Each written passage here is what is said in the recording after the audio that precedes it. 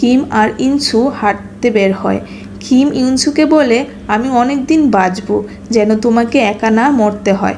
এখন সিন পরিবর্তন হয়ে আমরা আবার অতীত দেখতে পারি, যেখানে কিমের যে চাকরিটা ছিল সেই চাকরিটা চলে যায় এবং তাদের ঘরেও কোনো খাবার ছিল না। ছোট্ট ঘুমিয়ংও খুব ক্ষুধার্ত হয়ে যায়। ইউনসু খুব চিন্তিত হয়ে যায়, তার কেউ ছিল না যার কাছে সাহায্য পেতে পারে। ইউনসু তার দাদির কাছে গিয়ে কাঁদতে থাকে, কিন্তু ইউনসুর দাদিরাও সমস্যায় আছে বলে তাকে সাহায্য করতে পারবে না বলে দেয়। তাই ইউনসু বুঝতে পারলো তাদেরকে সাহায্য করার মতো এখন আর কেউ নেই। রাতের বেলায় ইউনসু ভাবছিল ইউনসুর মাও অনেক কষ্ট করার পরেও ভেঙে পড়ে নাই। এরপরেই কেউ দরজায় এসে ধাক্কা দেয়। তারপর এসে দেখে এটি তার দাদি। সে তাদেরকে সাহায্য করতে আসে এবং ইউনসুকে একটি ব্যাংকের বই দেয়, যেটার মধ্যে অনেক টাকা এবং জুয়েলারির হিসাব ছিল, যেটা ইউনসুর মা ইউনসুর জন্য রেখে যায় ইউনসুর দাদির কাছে।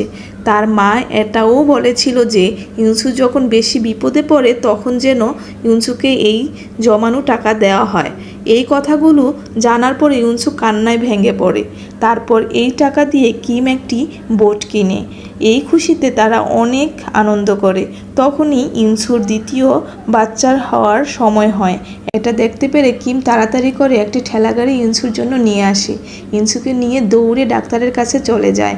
তাদের দ্বিতীয় সন্তানটি ছেলে হয়, যার নাম ইয়ংমিয়ং। এখন তার দাদিরাও তার সাথে ভালো ব্যবহার করে, তাই ইউনসুও আগের কথা ভুলে গিয়ে তাদেরকে মাফ করে দেয়। তারপর ইউনসুকে কিম আরেকটি সারপ্রাইজ দেয়।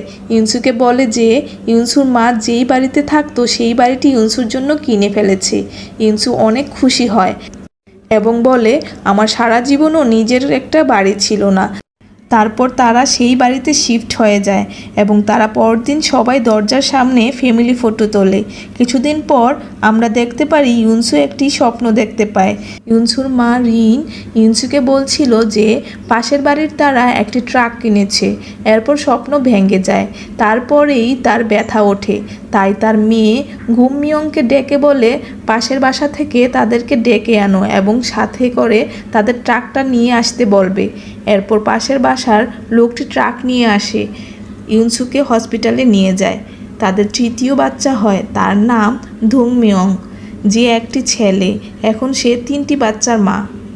অনেক দিন পর তাদের গ্রামে একটি সাউথ কোরিয়ার প্রেসিডেন্সিয়াল ইলেকশন হয়।